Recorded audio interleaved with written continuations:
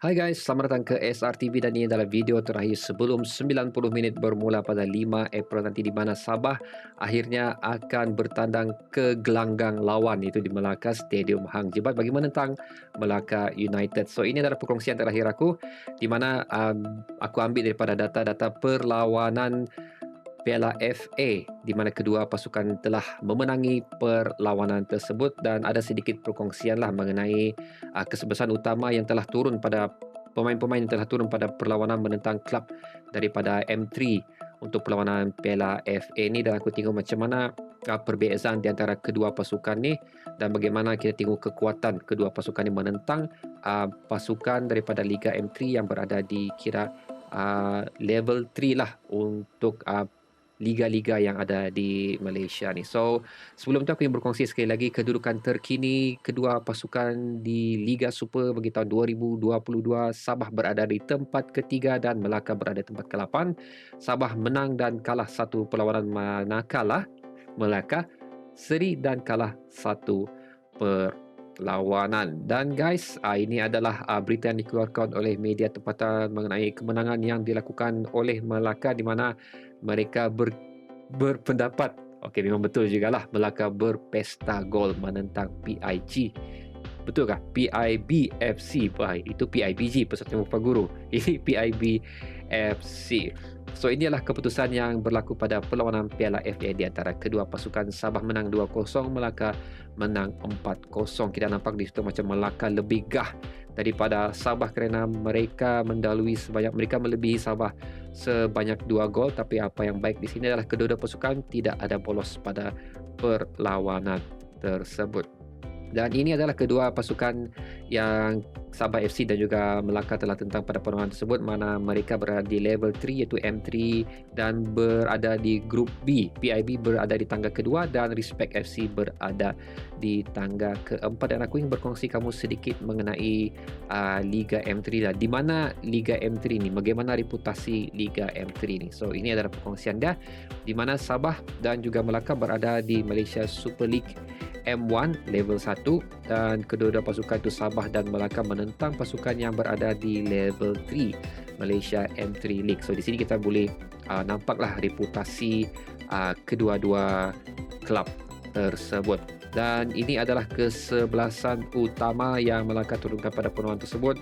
Kalau kita tengok sini, dan aku ada juga cek dua perlawanan Melaka pada perlawanan Liga Super di mana hampir kesemua pemain yang kamu nampak starting 11 ni adalah pemain yang turun pada Liga Super tersebut juga, di mana kesemua pemain import Melaka telah turun pada perlawanan Piala FA ni yang bagi aku memberikan advantage untuk diorang mendapat 4 gol tersebut. Tapi ingin aku kongsikan sama kamu juga, dalam perlawanan menentang PIB itu salah seorang pemain PIB telah dilayangkan kad merah kerana menahan bola untuk masuk ke gawang dengan menggunakan tangan, menyebabkan PIB hanya beraksi dengan 10 orang pada perlawanan itu. Dan sebelum pemain itu dibuang, sebenarnya Melaka lead 1-0, dan selepas pemain itu dibuang, Melaka berjaya mendapatkan 3 lagi gol dan 1 adalah daripada penalti. Macam tadi. Okey, Melaka memang nampak gah pada perlawanan tersebut kerana 4 gol yang mereka perolehi manakala Sabah 2. Tapi kita kena ingat PIB hanya beraksi dengan 10 orang pada perlawanan tersebut dan mereka menurunkan hampir ke semua pemain import dia orang. Dan kalau kita tengok di sini pada perlawanan menentang Respect FC, Sabah membuat banyak pertukaran, membuat kira boleh cakap full rotation jugalah. Okey.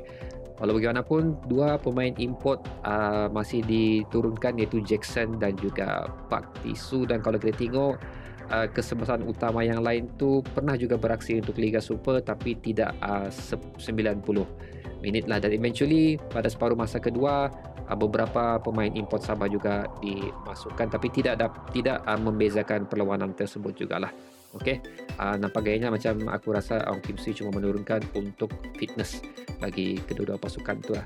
Dan ingin aku kongsikan dengan kamu mengenai satu pencarian analisa yang menarik waktu aku tengok perlawanan Melaka United melawan PIB.